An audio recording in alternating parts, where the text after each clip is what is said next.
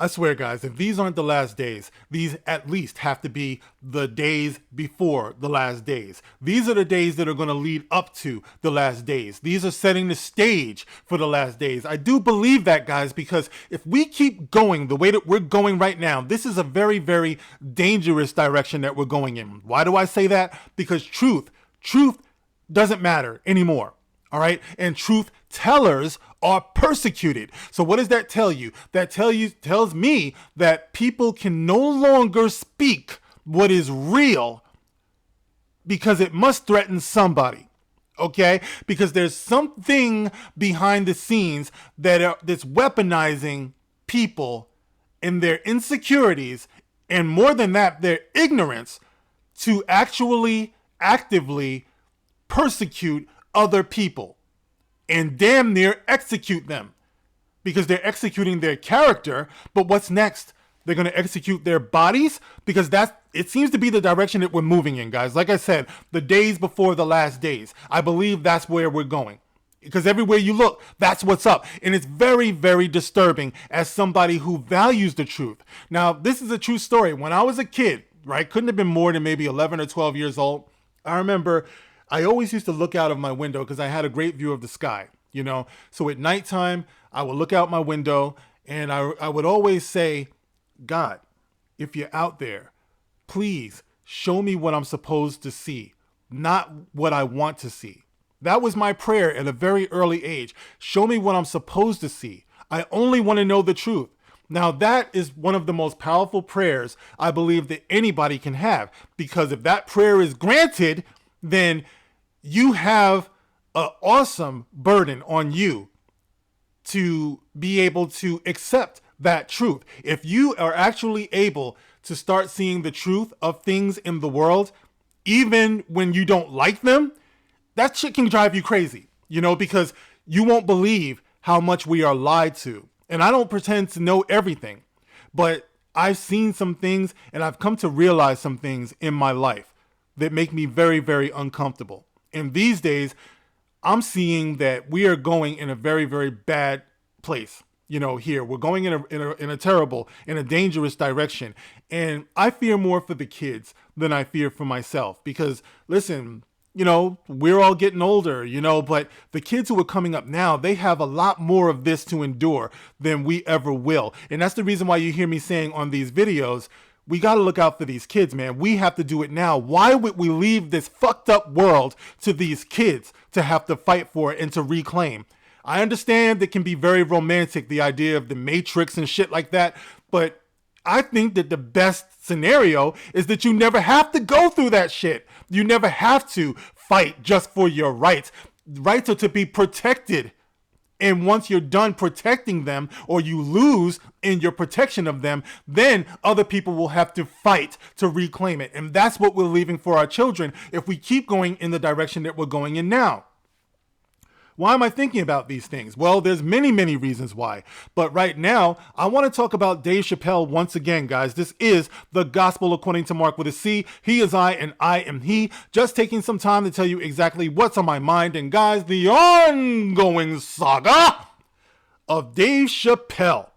Now, you guys know that Dave Chappelle went and raised a lot of eyebrows and triggered a lot of people when he did his latest Netflix special, The Closer. For some reason, people are determined to see what he did and the jokes that he made and the statements, because it was more, I think, statements than jokes. They were statements that were made in a humorous way. It wasn't like ba-dum-bum, Rodney Dangerfield type jokes. I tell you, I get no respect. It wasn't like that. You know, he was making a point. The man had a lot on his mind, okay? And as a result of that, of course, we all know what happened. He has been labeled as transgender.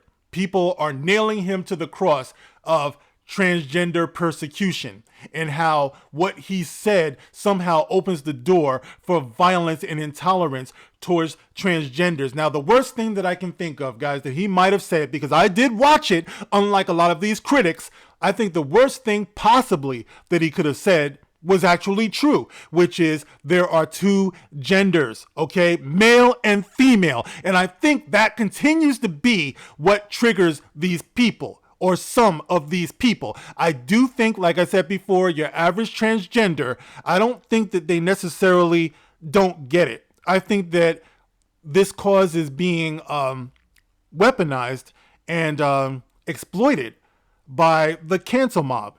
And I know, because I feel like in a lot of ways the black community also had to go down that road. Thank God a lot of us are starting to wake up, where everything was like, you're racist, you're racist, you're racist, even when it wasn't, you know? But the responsibility and the challenge is on humanity to find that common ground, because we don't always want to be at war with one another.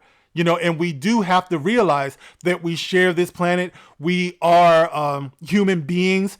A lot of us, when we walk out of the door and everything, we get to know one another. And most times we get along fine. But then what happens? CNN happens, okay? The news media happens. And social media happens. And all of these things are in bed with your government. Your government, which is thriving off of the conflict. People are getting to be billionaires because other people can't get along. You know, so I think that's more likely what's happening. So there's a tidal wave that's going on now with Netflix and Dave Chappelle. And I believe that the whole thing is manipulation. So these people, right, who are actually saying that they're offended and they want Dave Chappelle to be canceled, they work at Netflix, and they've organized this group where they're doing walkouts and shit like that.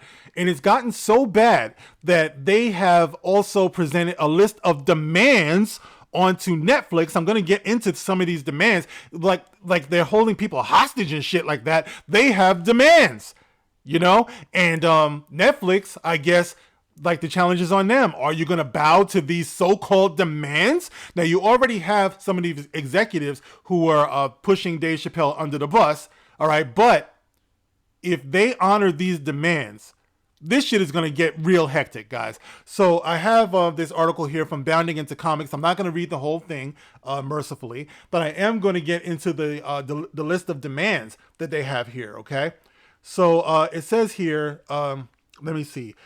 The filmmaker, Ashley Marie Preston, the person who organized the walkout in protest of the renowned comedian and Netflix, said at a rally that Dave Chappelle doesn't get to take the light from this moment. Joey Soloway, producer for Amazon Prime's Transparent, went as far as to say that trans people are in the middle of a Holocaust. Holy shit. Adding, misogyny is gender violence, and called out Dave Chappelle directly, Deadline reports. Now, please, if you're watching this video and you subscribe to this mentality, please tell me what Dave Chappelle said, because I must have missed it, guys, and I'm as objective as I can possibly be, right? Tell me what Dave Chappelle said that would incite violence. You know, I missed that.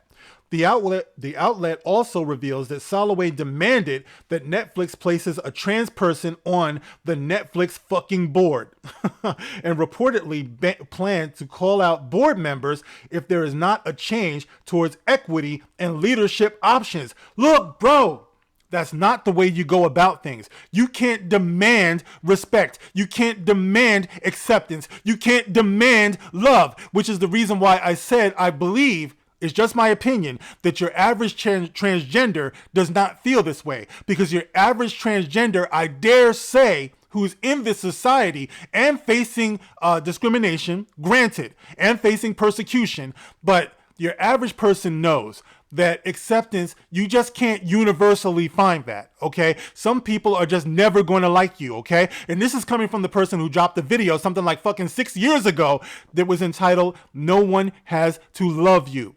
Okay? No one has to love me. I'm perfectly fine with the fact that there are some people out there who will just hate my black ass because my black ass is black. It's all good. Just don't fuck with me is the only thing. You have your right to love and you have your right to hate. They're both two sides of the same coin. Okay? There's no way you can demand your way out of this. That's the reason why I said forced integration back in the day was probably the hard way to go. Okay, I always believe that people should build up from within before they force other people from outside to acknowledge you and accept you. That's just how I feel about it, guys. So anyway, they don't want to hear that. This is what they want to do. Let's see. Organizers also read out loud a list of demands that will eventually be presented to Netflix co-CEO Ted Sarandos, which include elimination of all imagery or references of Dave Chappelle. They want him stricken from the record on some Pharaoh, Egypt type shit. So let it be written, so let it be done. Dave Chappelle is to be stricken from the record once again. Somebody please get in the comment section and let me know exactly what Dave Chappelle said to bring about this type of demand. Did he just be silenced? And isn't this anti-American, anti-freedom of speech? They don't think about shit like that. These people are psychos. And this is the reason why, once again, I am thoroughly against people exploiting other people and weaponizing other people's interests. It's not right, because almost all the time it ends up being anti-American, whether it's black people and Black Lives Matter or whatever, or any other group. They're not trying to help you. They're trying to exploit you to advance their own agenda. And this is what we have here. So anyway, let's get down to these lists of demands, all right, before the video gets fucking 2 hours. So here's their demands. Eliminate references or imagery of Chappelle inside of the workplace, including but not limited to murals, posters, room names, swag. How do you get rid of Dave Chappelle's swag? By the way, guys, remember, this is Netflix, home of Cuties, home of Squid Game, which I love, by the way. Not Cuties, but Squid Game. All right, some of the fucking, like, the violence, you know what I mean? The savagery. But you can keep those images, but you can't have images of Dave Chappelle. Guys, tell me how this makes sense. Acknowledgement that the special causes harm to the trans community and Netflix responsibility on it, so we keep the conversation around transphobia evolving internally. Guys, Dave Chappelle was trying to have the conversation about transgenders and the discrimination that they face and we face, and as a people, just getting together to be able to laugh. They're not getting that. I swear the majority of these people did not watch that special. Trans and non-binary content investment. A new fund, money, to specifically develop trans and non-binary talent.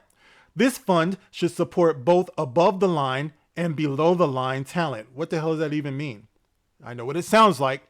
The fund should exist in addition to creating to the existing Creative Equity Fund. Investment in trans or non-binary content on Netflix comparable to our total investment in transphobic content, including comparable investment in the promotion of content. The comparable class of investments should include, but not be limited to, works produced by Dave Chappelle, such as the investment in The Closer and Sticks and Stones, Ricky Gervais, Afterlife, etc. They're getting Ricky Gervais in it now. Investment in multiple trans creators to make both scripted and unscripted programs across the genres. You know what? Fuck this bullshit, man. Nobody wants to see this, man. You know what I mean? Nobody wants to see this, and you can't force it on people. Shut the fuck up. You know something? This is what the problem is right here. This shit is not making anything better for anybody. You know, you cannot force your shit on other people who don't believe as you believe, who don't feel as you feel, who don't have relations the way that you have relations. If you want to create programming, then create programming for yourself. But to actually demand that people accept this is where the problem is. You cannot do this shit. And this is partially what Dave Chappelle was talking about. Okay, that is his original sin, by pointing out that there's just two sexes, man and woman. As you are born, that is as you are. Now, as you go through life, you might start relating or feeling something different. And it's up to you if you want to embrace that part of your sexuality. But you don't have the right to go to everybody else and say what you must acknowledge as true. Okay, the people who you deal with, who might love you or be friends with you, regardless of your sexuality, will accept you. Okay, there are plenty of so-called straight people out here who have gay friends. There are plenty of gay people who have straight friends.